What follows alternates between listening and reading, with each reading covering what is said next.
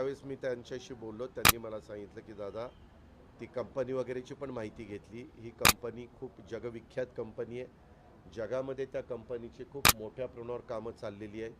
आपल्याकडं पण कामं चाललेली आहेत. त्यांचं म्हणजे सिंगापूर बेस असणारी ती कंपनी आहे. हे सगळे जे कोणी मजूर होते ते उत्तर प्रदेश आणि बिहार परिसरातले होते आणि त्यांना ह्या कामाचा खूप अनुभव आहे. आणि तुम्हाला माहिती आहे की अशा ज्या वेळेस जागतिक लेवलच्या कंपन्या अशामध्ये भाग घेत असतात त्यावेळेस ते कटाक्षाने ॲक्सिडेंट होऊ नये म्हणून ती सगळी खबरदारी घेत असतात. आता त्याची चौकशी लावलेली आहे. पंतप्रधानांनी त्यांच्या नातेवाईकांना 2 लाख रुपयाचे आर्थिक सहाय्य आणि मुख्यमंत्री महोदयांनी 4 लाखाचं आर्थिक सहाय्य असं जाहीर केलं. वास्तविक ह्या पैशाने काही गेलेली व्यक्ती येते अशातला भाग नाही, परंतु हे सगळे मोलमजुरी करण्याच्या करता मोठ्या प्रमाणावर देशाच्या वेगवेगळ्या राज्यामध्ये जात असतात. आपल्या इथं पण जी मेट्रोची कामं चाललीत, विमानतळाची कामं चाललीत, बोगद्यांची कामं चाललीत किंवा नॅशनल हायवे चाललेले आहेत, रस्ते विकास महामंडळाची कामं चाललेली आहेत, त्याच्यात पण मोठ्या प्रमाणावर हा मजूर कामाच्या करता येत असतो आणि त्याच्यातून हा झालेला ॲक्सिडेंट आहे. डे नाईट त्यांचं काम चालतं, ही पण वस्तुस्थिती आहे. परंतु सगळे काही खबरदारीचे उपाय जे काही सुरक्षितेच्या दृष्टिकोनातून घ्यायचे असतात, प्राथमिक चर्चेमध्ये तिथल्या अधिकाऱ्यांनी ते घेतलेत असं सांगितलं. अर्थात ही सकाळी सकाळी मी बोललो होतो 6च्या दरम्यान. त्याच्यानंतरच्या काळामध्ये मग आम्ही प्राईम मिनिस्टरच्या प्रोग्राममध्येच होतो. आता स्वतः मुख्यमंत्री गेल्यानंतर मुख्यमंत्री तिथं आता काही वेळातच पोचतील आणि ते स्वतः प्रत्यक्ष पाहणी करून त्या संदर्भातलं जे काही पुढचे गोष्टी असतील, सहसा सभागृह चालू असल्यानंतर राज्य सरकारची जी काही भूमिका असते ती ताबडतोब मीडियाला न देता पहिल्यांदा सभागृहात सांगायची असते, नाहीतर तो हक्कभंग होतो. म्हणून साधारण जी काही प्राथमिक माहिती होती ती मी तुम्हाला देण्याचा प्रयत्न केला आणि बाकीच्या बाबतीत स्वतः राज्याचे प्रमुख या नात्याने त्यांनी तिथं भेट दिल्यानंतरच पुढच्या गोष्टी ते त्याबद्दलचा अंतिम निर्णय घेतील. दादा तुम्ही पंतप्रधानांसोबत आज तुम्ही एकत्र होता. नाही, एकाने पर्यंत. दादा सकाळी तो कार्यक्रम मला ज्याचा उल्लेख तुम्ही आता केला त्या भाषणामध्ये तुम्ही म्हटलात की दादा आणि साहेब काही वेगळे नाहीत, म्हणजे कुटुंब म्हणून नाहीयेत की पॉलिटिकली वेगळे नाहीत. नाही, तुमच्या परिवारामध्ये तू आणि तुझे चुलते असे कुठं असले तर तू परिवार म्हणूनच सांगशील ना. तशा पद्धतीनं परिवार तो परिवार. आता मध्ये पण मी तुम्हाला माहिती आहे की आमच्या काकींचं ऑपरेशन झालं त्यावेळेस मी ताबडतोब तिथं भेटायला गेलेलो होतो. राजकीय भूमिका वेगळी असू शकते, परिवारातलं जो काही संवाद आहे तो वेगळा असू शकतो. राजकीय भूमिका वेगळीच राहणार.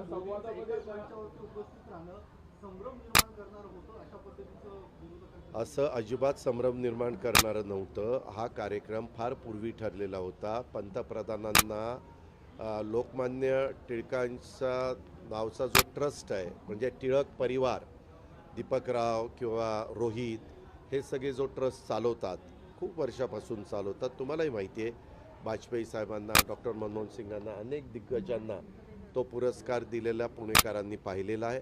यावेळेस त्या परिवारांनी आणि त्यांच्या ट्रस्टींनी, विशेषतः ट्रस्टींनी ठरवलं की यावेळेस पुरस्कार देशाचे लोकप्रिय पंतप्रधान नरेंद्र मोदी साहेबांना द्यायचा. आणि मग मोदी साहेबांना कॉन्टॅक्ट कसं करायचं, तर मग त्यांनी पवार साहेबांना कॉन्टॅक्ट केलं आणि पवार साहेबांनी मोदी साहेबांना फोन करून की बाबा असा एक कार्यक्रम होत असतो, चांगला कार्यक्रम आहे आणि त्यांच्या नावाने लोकमान्य टिळकांच्या नावाने तो पुरस्कार दिला जातो, तर तुम्ही त्या पुरस्कार घेण्याच्या करता त्या कार्यक्रमाला यावं असं साहेबांनी पण त्यांच्या वतीनं म्हणजे ट्रस्टच्या वतीनं विनंती केली, स्वतःही विनंती केली.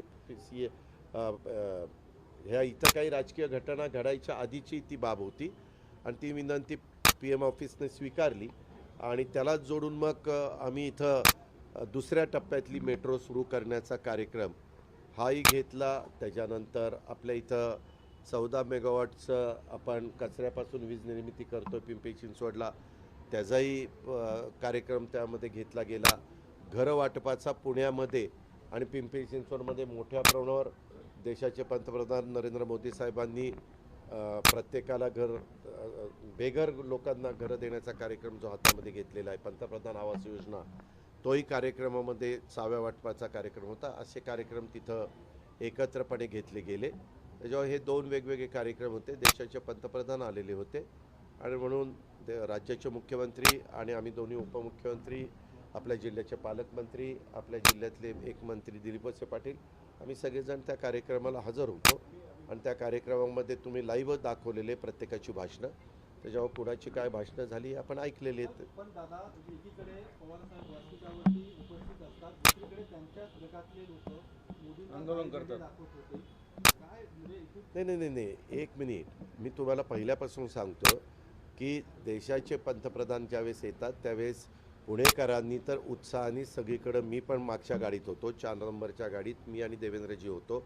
प्रोटोकॉलप्रमाणे आमच्या पुढच्या गाडीत CM होते, त्याच्या पुढच्या गाडीत गव्हर्नर होते, त्याच्या पुढच्या गाडीत PM साहेब होते आणि त्यांची जी काही सुरक्षितताच्या दृष्टिकोनातून वाहनं असतात ती, त्या पद्धतीनं आम्ही निघाल्यापासून म्हणजे आम्ही त्यांचं स्वागत केलं ते हेलिपॅडवर आपल्या ॲग्रिकल्चर कॉलेजच्या शेजारी केलं.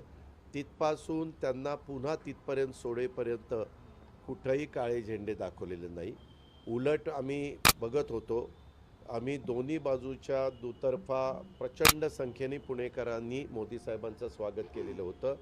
मोदी साहेबांना ते अभिवादन करत होते, परंतु नंतर मी पण एका बाजूला आणि देवेंद्रजी पण दुसऱ्या बाजूनी त्यांना हात करत होतो आणि ते प्रतिसाद देत होते. अतिशय उत्साहात हा कार्यक्रम पार पाडला गेला. वास्तविक प्रत्येकाला आपली आपली राजकीय भूमिका असते, परंतु ती राजकीय भूमिका कुठं ताणायची असते त्याला पण काही मर्यादा असतात. शेवटी देशाचे पंतप्रधान कुणीही असले तरी त्यांना भारतामध्ये सगळीकडं एक चांगलं वातावरण राहावं असंच वाटत असतं. कुठल्याच देशाच्या पंतप्रधानांना, कुठल्याच राज्याच्या मुख्यमंत्र्यांना, कुठल्याही राजकीय पक्षाचा असू ते व्यक्ती, त्या प्रत्येकाला वाटतं की आपल्या इथं एक कायदा सुव्यवस्था चांगली राहिली पाहिजे आणि लोकांच्यामध्ये सुरक्षिततेचं वातावरण असलं पाहिजे. पण मागे 2 महिन्यापूर्वी मणिपूरच्या घटनेचं कुणीच समर्थन करणार नाही. ते माणुसकीला काळीमा फासणारीच घटना आहे. त्याची नोंद देखील देशाचे सर्वोच्च चीफ जस्टिस या न्यायाधीश यांनी घेतली, देशाचे पंतप्रधान यांनी स्वतः घेतली. त्याच्याबद्दल त्यांनी मीडियाच्या समोर पण संसदेमध्ये येऊन काही आपली भूमिका मांडली. तिथल्या मुख्यमंत्र्यांनी पण त्याच्या संदर्भातली भूमिका व्यक्त केली आणि ह्या सगळ्या गोष्टीचा निषेध वेगवेगळ्या भागामध्ये झालेला आहे. ते तर आपण सगळ्यांनी पाहिलेलंच आहे. प्रत्येकाने आपल्या इथलं महाराष्ट्रीयन संस्कृती किंवा भारतीय संस्कृती बघितली तर महिलांना एक आदराचं स्थान आहे, महिलांना एक आपण सन्मानाने वागणूक देतो. हा आपला सगळ्यांचा इतिहास आणि ह्याबद्दल जो कोणी दोषी आहेत त्यांना कडक शासन झालं पाहिजे. त्यातला मेसेज असा गेला पाहिजे की परत कोणाचं धाडस देखील अशा प्रकारचं करण्याचं होता कामा नये. ह्याबद्दलची खबरदारी हे केंद्र सरकार घेतं आहे, तिथलं राज्य सरकार घेतं आहे. शिवाय सर्वपक्षीय, मला वाटतं विरोधी पक्षाचं लोकसभेचे सदस्य पण तिथं भेट द्यायला गेलेले होते. त्यांच्या बोलण्यात असं आलं की बाबा तिथं 2 समाजामध्ये खूप मोठ्या प्रमाणावर दरी निर्माण झालेली आहे आणि तिथं वेगळ्या अँगलने विचार करून काही मार्ग काढावा लागेल. म्हणजे त्यांच्या बोलण्यात तर असं आलं की तिथं कदाचित विभागणी करावी लागेल 2 राज्य, जसं आंध्र प्रदेशमध्ये 2 राज्य झाली. आंध्र प्रदेशची गोष्ट वेगळी होती किंवा मध्ये छत्तीसगड आणि काही राज्य झाली, तिथली परिस्थिती वेगळी होती, परंतु इथली परिस्थिती पूर्णपणे वेगळी आहे आणि त्याबद्दल आता चीफ जस्टिसपासून सगळ्यांनी लक्ष घातलेलं आहे. दादा ते सगळं खरं आहे, मान्य आहे, पण राज ठाकरे म्हणले की एक मिनिट राज ठाकरे म्हटले की काका पुतणे अजूनही एकच आहेत, महाराष्ट्राला वेडं बनवतात. हो का? दुसऱ्यांनी कुणी काय बोलावं ते त्यांचं काय मत असेल ते त्यांचं त्यांना लखला. त्याच्यामध्ये यंदा कुणी मक्ता दिला की कोण कोणाला वेडं बनवतं आणि कोण कोणाला शाणं बनवतं. स्वतःचं आधी सांभाळा काय चाललंय ते. त्यांच्यावर FIR दाखल झालेली आहे. मी ऐका तर, अहो FIR दाखल झाल्यानंतर चौकशी होणार ना. चौकशी झाल्यानंतर पोलीस कुठल्या कलमाखाली काय त्याच्याबद्दलची पुढची ॲक्शन घेणार. शेवटी आम्ही प्रत्येकाने सांगितलंय, तुमच्या माझ्या देशात, तुमच्या माझ्या राज्यामध्ये कुठल्याही महापुरुषाच्या बद्दल कुणी वाचाळवीरांनी असं बेताल वक्तव्य केलेलं कुठलंही सरकार खपवून घेणार नाही. आणि त्याच्या संदर्भात मुख्यमंत्र्यांची भूमिका तीच आहे, उपमुख्यमंत्र्यांची भूमिका तीच आहे, माझी पण भूमिका तीच आहे भुजबळ साहेबांनी पण त्यांची भूमिका हे केलेली आहे. महात्मा गांधी काय, महात्मा फुले काय, शिर्डीचे साईबाबा, ते पण काही लोकांचं श्रद्धास्थान आहे. या देशात ज्यावेळेस आपण संविधानाचा आदर करतो, संविधानाचा मान राखतो, कायदा सुव्यवस्थेने देश चालावा, राज्य चालावं ज्यावेळेस म्हणत असतो, त्यावेळेस प्रत्येकाला त्याची श्रद्धा, त्याचे जे काही मनामध्ये भावना असतील त्या भावना व्यक्त करण्याचा अधिकार आहे. फक्त त्या भावना व्यक्त करत असताना कुणाच्या दुसऱ्याच्या भावना दुखावल्या जाणार नाही ह्याबद्दलची काळजी तुम्ही आम्ही सगळ्यांनी घेतली पाहिजे. आणि ह्या त्यांनी केलेल्या वक्तव्याचा सगळ्यांनी तीव्र शब्दामध्ये निषेधच केलेला आहे. हे त्याबद्दल पोलीस कारवाई पोलीस करतील. तशी FIR दाखल झालेली आहे. त्यांची चौकशी झाल्यानंतर पोलिसांना जे काही त्याच्यात कलमं असतात त्या कलमाचा वापर करून जे काही पुढचे निर्णय घ्यायचे असतील ते निर्णय पोलीस यंत्रणा घेईल. त्याच्यात राजकीय हस्तक्षेप होणार नाही. दादा, महिना होईल तुम्ही विस्तार कधी आहे मंत्रिमंडळाचा राहिलेला आणि पुण्याचं महिना होईल पालकमंत्रीपद तुम्ही घेणार का गेल्या, आपण? पक्षासोबत गेलेला आहात. काय? महिना होईल तुम्ही भाजपमध्ये म्हणजे त्यांच्यासोबत घटक पक्ष म्हणून तुम्ही सहभागी झालेला आहात. हो. काम करतानाचा नवीन पक्ष भाजप सोबतचा अनुभव कसा आहे? गेल्या महिनाभरात हो तुम्ही का, काम करताना एकनाथराव शिंदे पूर्वी 2.5 वर्ष आम्ही एकत्रच काम केलं. उद्धव ठाकरे साहेबांच्या नेतृत्वाखाली त्यावेळेस एकनाथराव शिंदे हे नगरविकास खात्याचे आणि रस्ते विकास महामंडळाचे मंत्री होते.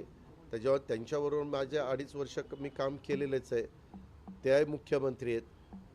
मी देवेंद्र फडणवीस मुख्यमंत्री असताना आम्ही विरोधी पक्षामध्ये काम केलेलं आहे. आमचे काही वेगवेगळे मतमतांतर असेल, वैचारिक भूमिका आमची वेगळी असेल, तर मी स्पष्टपणे राज्यातल्या जनतेला सांगितलेलं आहे की आज देशामध्ये पंतप्रधान नरेंद्र मोदींच्या सारखं लोकप्रिय व्यक्तिमत्व कुणी नाही आहे, करिश्मा असणारं व्यक्तिमत्व कुणी नाही आहे. गेल्या 9 वर्षामध्ये त्यांनी जर केलेलं काम आपण बघितलं, नजर टाकली, 9 वर्षामध्ये ज्या पद्धतीनं नॅशनल हायवे झाले, जागतिक पातळीवर आपल्या भारताची ज्या प्रकारे एक भारताला मान मिळतो, सन्मान मिळतो, देशाचे पंतप्रधान गेल्यानंतर त्यांना वेगवेगळ्या देशामध्ये जे पुरस्कार दिले जातात, एक आदराने त्यांच्याकडे पाहिलं जातं.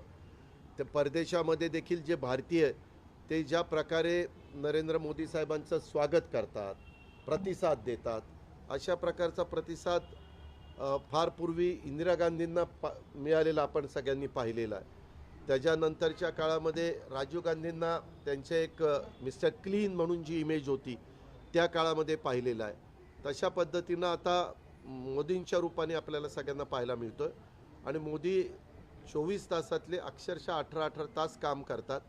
दिवाळीच्या काळामध्ये तुम्ही आम्ही आपल्या घरी दिवाळी साजरी करत असतो, परंतु ते त्यावेळेस देशाच्या संरक्षणाची जबाबदारी पार पाडत असणाऱ्या लष्कराला, तिथल्या जवानाला भेट देण्याच्याकरता किंवा त्यांच्यामध्ये दिवाळी साजरी करण्याच्याकरता, त्यांचं मनोबल वाढवण्याच्याकरता ते जात असतात. त्यांनी स्वतःला देशाकरता वाहून घेतलेलं आहे. आणि अशा प्रकारची व्यक्ती आज तरी देशात दुसरी कोणी दिसत नाही असं माझं वैयक्तिक मत आहे. आणि दादा, दिल्ली आवडायला लागली का?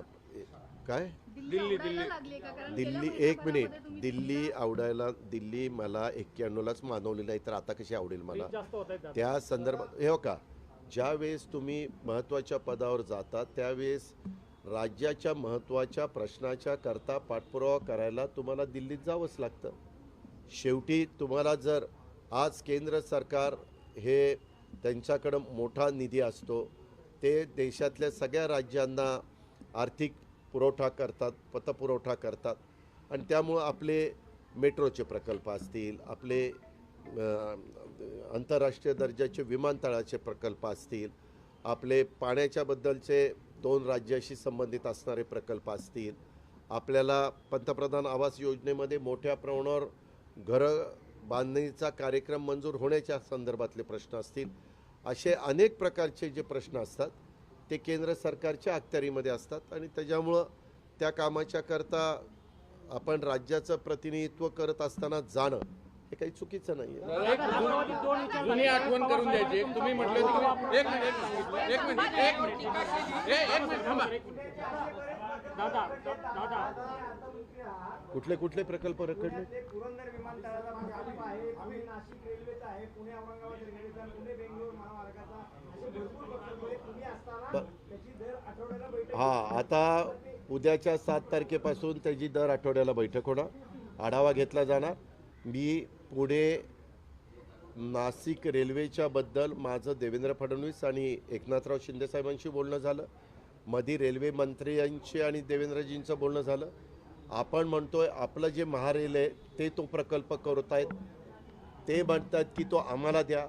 आम्ही म्हणतोय की केंद्र सरकारच्या रेल्वे विभागाकडे खूप प्रकल्प आहेत, ते प्रकल्प मार्गी लावण्याच्या करता त्यांना बराच काळ लागणार आहे, तर हा प्रकल्प आमचा आम्हाला करू द्या, अशा प्रकारची आपली भूमिका आहे. आज थोडंसं ओझरतं मी प्राईम मिनिस्टरशी तो विषय बोललेलो आहे. प्राईम मिनिस्टरनी त्या संदर्भामध्ये दिल्लीमध्ये आल्यानंतर आपण त्या विषयावर बोलू असं सांगितलेलं आहे.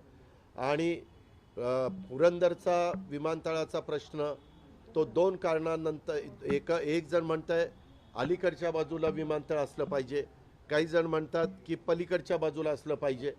तर त्याच्यामध्ये ज्या काही आता परवानग्या आपल्याकडे आलेल्या आहेत त्या परवानग्या गृहीत धरून तिथं थोडंसं संजय जगताप तिथले आमदार आहेत त्यांचंही काही वेगळं मत आहे.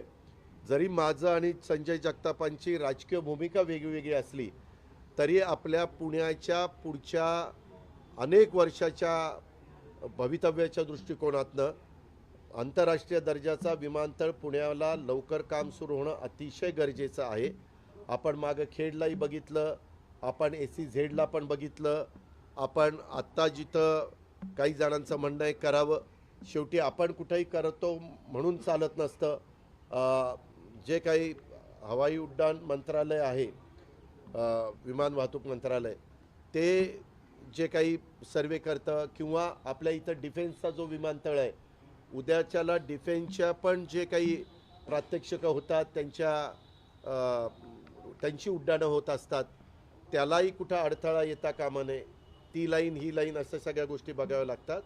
आणि मी गेले 1 वर्षभर विरोधी पक्षात होतो, परंतु मी आपल्या मार्फत पुणेकरांना विश्वास देऊ इच्छितो. आज दुपारीच मला हे गोष्टी बोलायच्या होत्या, परंतु वेळ बराच झालेला होता आणि पंतप्रधानांना भाषण करून दिल्लीला परतायचं होतं, म्हणून आम्हाला 5-5 मिनटंच आम्ही बोललो, थोडंसं कमी भाषणं आम्ही केली.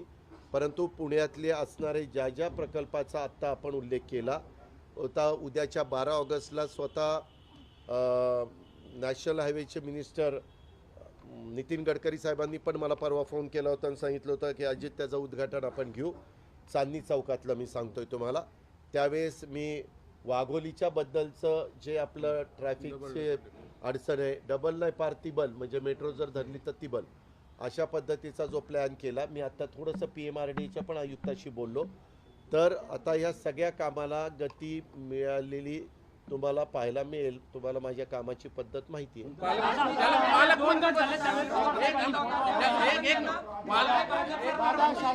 त्याला पालकमंत्रीपद घ्यावं लागेल ना दादा. शासकीय कार्यालयामध्ये मी राज्याचा उपमुख्यमंत्री आहे, त्याच्यामुळं उपमुख्यमंत्री म्हणून मला ह्या कुठल्याही मुख्यमंत्र्यांना उपमुख्यमंत्र्यांना आढावा बैठका घेता येतात, पाठपुरावा करता येतो. सुदैवाने एकनाथराव शिंदेंनी माझ्याकडे अर्थ मंत्रालय दिलेलं आहे, त्याच्यामुळं अर्थ मंत्रालयच सगळ्यांना निधीचं वाटप करत असतं. त्याकरता ह्या सगळ्या गोष्टी ह्याला बळ मिळालेलं तुम्हाला पाहायला मिळेल. दादा, विरोधी पक्षनेता होतात त्यावेळेस भाजपवर तुम्ही टीका करत होतात, आज भाजपचं आहे ते कौतुक करताय, नरेंद्र मोदींचं कौतुक करताय. आज नरेंद्र मोदींनी तुमचं कौतुक केलं, काय भावना? नाही, आम्ही काही एकमेकाचा बांध रेटलाय काय? त्याच्यामध्ये जर मला तो प्रश्न विचारलेला आज मला आवडला नाही आणि पुढच्या वेळेस प्रश्न विचारलेला मला आवडला, तर मग मी तुला जर प्रोत्साहन दिलं तर तुला वाईट वाटायचं काय कारण आहे? आम्ही गेले 9 वर्षाचं त्यांचं काम त्या ठिकाणी बघतोय. आज जागतिक लेवलला तर नरेंद्र मोदींच्या सारखा लोकप्रिय नेता हा दुसरा तरी कोणी पाहायला मिळत नाही आहे. जे सत्य आहे ते सत्य आहे आणि मला विकास पाहिजे. उद्याच्याला आपण विरोधी पक्षामध्ये आंदोलनं करू शकतो, आपण मोर्चे काढू शकतो, आपण मागण्या करू शकतो. निर्णय घेण्याचा अधिकार शेवटी राज्यकर्त्यांना असतो आणि त्याच्यात नाही नाही एक तेच ना मिनिट. लोकांचा आक्षेप आहे तुमचा की अजितदादा फक्त तुझ्या सत्तेसाठीच तिकडे एक गेले. मिनिट सत्तेसाठी नाही, मी महाराष्ट्राच्या सर्वांगीण विकासाच्या करता गेलो, महाराष्ट्राचे प्रश्न मार्गी लावण्याच्या करता गेलो. पण यापूर्वी महाराष्ट्र तुम्हीच होते ना सत्तेत. नाही नाही एक मिनिट, मग तेव्हा कामं चालूच होती, त्यावेळेस कामं चालू होती. तुला सकाळपासून कोणी भेटलं नाही का? भेटायचा विषय मग नाही. उद्याच्याला तुम्ही वेळ दिला तर माझाही वेळ नीटपणे घ्या. जर अशा पद्धतीने भाषा वापरली तर मला पण सगळी भाषा वापरता येते. एक मिनिट मी विकासाच्या करता गेलेलो आहे. राज्याचे प्रश्न केंद्र सरकारकडनं मोठ्या प्रमाणावर आपले मार्गी लागावेत ह्याकरता गेलेलो आहे. शेतकऱ्यांचे काही प्रश्न आहेत, तरुणांचे काही प्रश्न आहेत, वेगवेगळ्या प्रकारचे उद्योगधंदे आपल्याकडं आले पाहिजेत, त्याकरता एक पोषक अशा प्रकारचं वातावरण तयार झालं पाहिजे. किंवा आता एका पत्रकार मित्रांनी बेंगलोर पुणे हायवेच्या बद्दल विचारलं. काही हायवे पर्यायी जसं आपला रिंग रोडला, आता आपण रिंग रोडचं तर 10-15 वर्ष आपण प्रयत्न करतोय, दुर्दैवाने यश येत नव्हतं. आता मात्र रिंग रोडच्या कामाच्या करता जो काही जमीन ताब्यामध्ये घेण्याच्या करता जो निधी द्यायला पाहिजे तो कलेक्टरकडे पाठवलेला आहे. तशाच पद्धतीनं पुणे, नगर, नाशिक रेल्वेच्या करता पण तिन्ही जिल्हाधिकाऱ्यांच्याकडे निधी पाठवलेला आहे. आपल्याला ती जागा घ्यावी लागणार आहे ताब्यात. तसंच रिंग रोडची जागा ताब्यामध्ये घेऊन ती टेंडर लवकर काढावी लागणार आहे. आपल्याकडं मेट्रो जरी सुरू झालेली असली तरी ह्या मेट्रोच्यामुळं ट्रॅफिक पब्लिक सर्व्हिस ट्रान्सपोर्ट ह्याला अजून आपल्याला बळकटी द्यावी लागेल. बाहेरची वाहनं पुणे पिंपरी चिंचवडमध्ये न येता, ज्याला पुण्यात आणि पिंपरी चिंचवडमध्ये काम आहे त्यांनी जरूर यावं, परंतु ज्यांना बाहेरच्या बाहेर बेंगलोर, कोल्हापूर, सातारा रोडनी मुंबईला जायचं किंवा तिकडून त्यांना नगर रोडला जायचं, सोलापूर रोडला जायचं, तर आपल्याकडचं ट्रॅफिक हे कमी होण्याच्या करता त्या रिंग रोडची नितांत गरज आहे. त्यालाही मी प्रोत्साहन म्हणजे त्याला बळकटी देण्याचा किंवा ते पुढं रेटण्याचा प्रयत्न करणार आहे. छत्रपती संभाजी महाराजांच्या म्हणजे जे स्मारक आहे त्याचं टेंडर आजच फोडलेलं आहे. त्याच्याबद्दल पण आपल्याला गतीनं ती कामं करायची. अजून पिण्याच्या पाण्याचे प्रश्न आहेत, शेतीच्या पाण्याचे प्रश्न आहेत. आपल्याकडं वरसगाव, पानशेत, खडकवासला, टेमघर ह्या 4 धरणाचं पाणी शेतीला पण आणि आपल्या पुणेकरांना पिण्याच्या करता दोन्हीकडं कमी पडायला लागलेलं आहे. शेतकऱ्यांनाही पाणी मिळालं पाहिजे, परंतु पुणेकरांना पण जेवढी पाण्याची गरज आहे ती गरज भागवली गेली पाहिजे. आणि म्हणून दुसरा मुळशीचं पाणी किंवा आत्ताच आमची थोडीशी चर्चा झाली, खडकवासल्यामधनं डायरेक्ट टनेल फुरसुंगीला काढायचा, त्याच्यातनं आपल्याला काही TDR हा जलसंपदा विभागाला देता येतो का, अशी आत्ताच विक्रम कुमार आणि सौरवराव आणि आम्ही लोकांनी आणि गुणाले म्हणून MKVDCचे चीफ इंजिनियर आहेत, आम्ही ती चर्चा केली. ह्या सगळ्या गोष्टी आणि महाराष्ट्रातल्या इतर पण गोष्टी, उद्याच्याला हे ऐकलं तर लोक म्हणते की हा पुण्याकरताच फक्त सरकारमध्ये गेल्यात का, तर तसं नाही.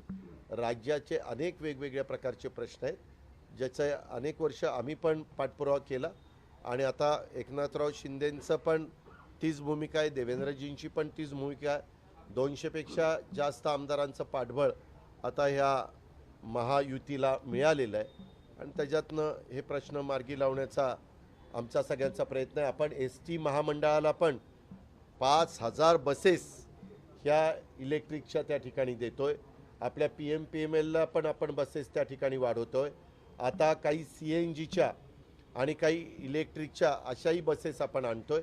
प्रदूषण पण कमी व्हावं, पर्यावरणाचा समतोल पण साधला जावा आणि लोकांना पब्लिक सर्व्हिस ट्रान्सपोर्टच्या निमित्तानं त्यांचा प्रवास पण सुखकर व्हावा, अशा ह्या सगळ्या बाबी आहेत. आता आपण दुसऱ्या टप्प्याचं आज मेट्रोचं उद्घाटन केलं आहे. अधिकाऱ्यांचं म्हणणं आहे की त्याच्यात आता पिंपरी चिंचवडच्या लोकांना इकडं कोर्टामध्ये येत असताना किंवा पुढं म्हणजे रुबी वगैरे ह्या भागामध्ये जात असताना तिथं त्याचा फायदा होईल. पहिल्या टप्प्यामध्ये फार कमी स्टेशन होती, त्याच्या एवढा काही म्हणजे लोकांनी पहिल्यांदा कशी मेट्रो आहे त्याकरता मेट्रोमध्ये बसले, काहींनी वाढदिवस साजरे केले, काहींनी ट्रिपच्या निमित्तानं स्टुडंट्सला त्याच्यातनं प्रवास केला. परंतु आता मात्र आत्ताचा जो टप्पा आपला टनेल आपण ॲग्रिकल्चर कॉलेजमधनं तिथं शिरतो ते थेट स्वारगेटला निघतो आहे. मग आमचा सगळ्यांचा प्रयत्न स्वारगेटपासून कात्रजला पण टनेल कसा लवकर होईल. आणि तुम्ही बघितलं का नाही मला माहीत नाही, परंतु जी कामगार पुतळ्याची जागा 5,000 लोकांना शिफ्ट करायची, तो खूप मोठा काम होतं. पण त्याच्यात पत्रकार मित्रांनो तुम्ही पण मदत केली, त्याच्यात सगळ्या राजकीय पक्षाच्या लोकांनी मदत केली, लोकप्रतिनिधींनी मदत केली आणि स्थानिक तिथल्या झोपडपट्टी धारकांनी पण सहकार्याची भूमिका घेतली आणि खूप चांगलं स्टेशन तिथं झालेलं आपण सगळेजण पाहतोय. अशा पद्धतीनं आपल्याला सगळे हे प्रश्न सोडवायचे.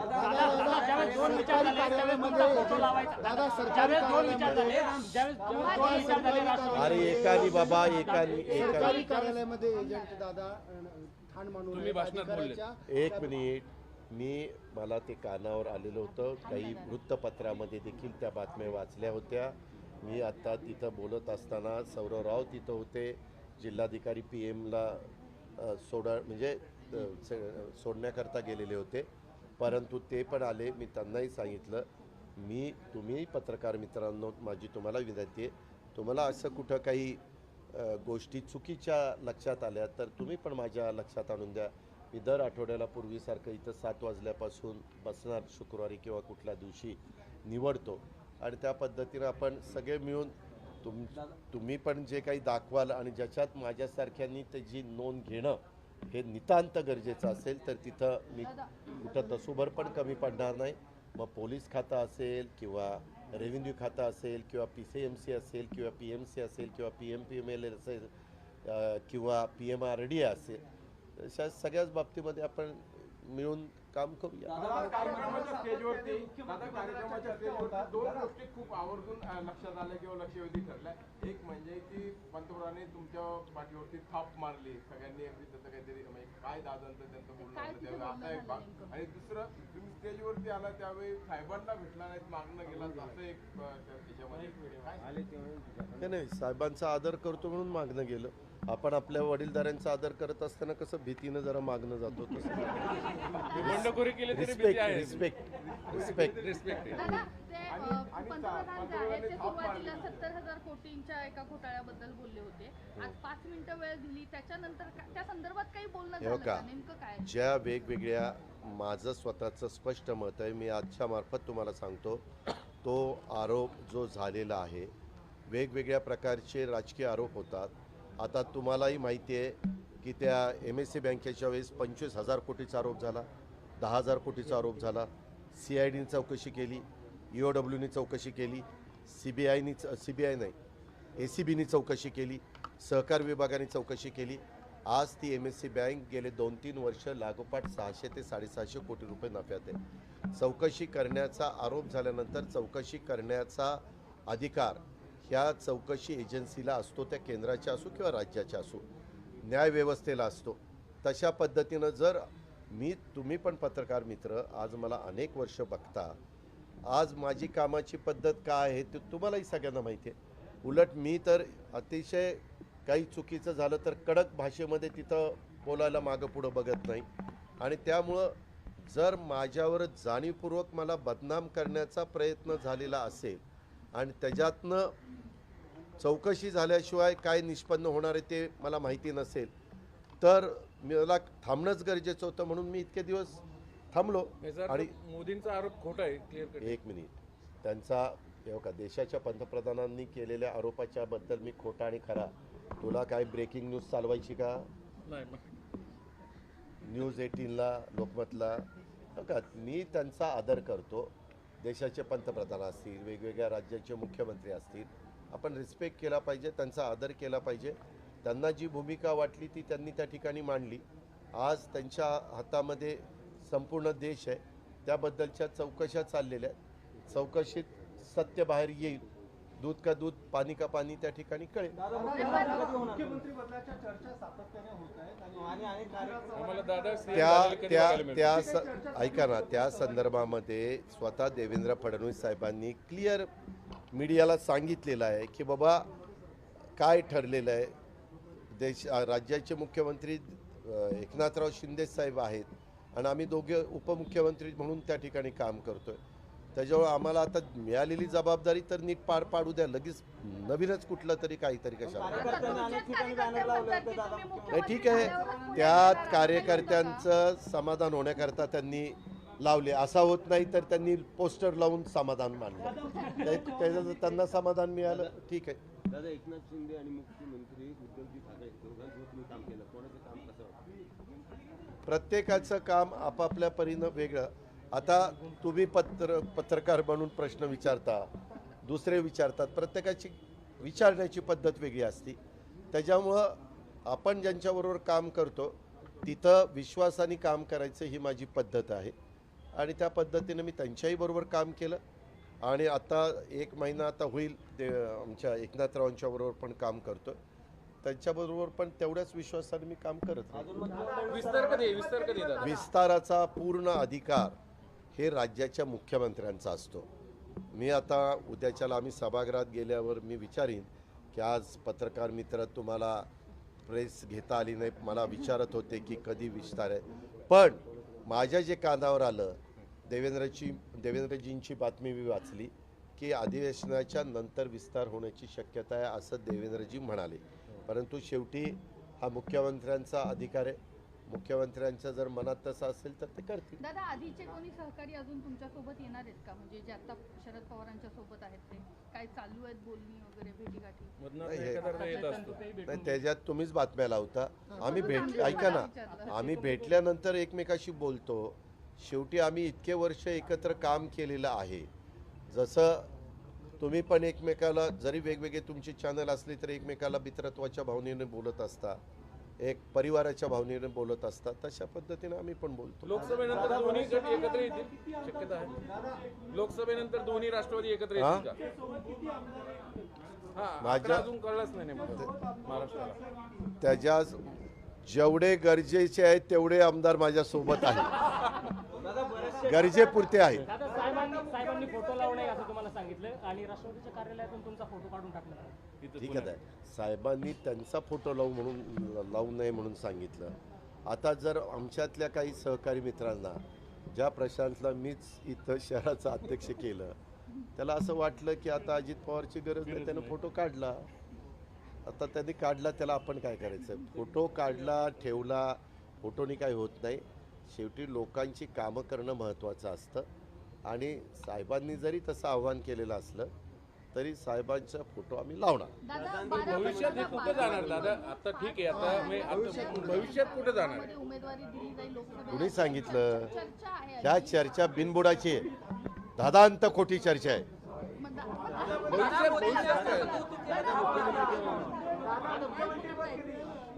अरे बाबा, आता चाललंय तर सरकार चालू दे ना बाबा.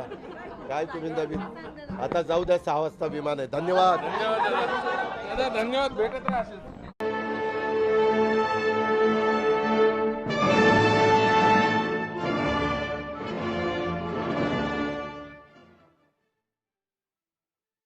महाराष्ट्रातील लोकप्रिय मराठी वाहिनी न्यूज वन महाराष्ट्र. लाईक करा, शेअर करा, सबस्क्राईब करा. News one Maharashtra.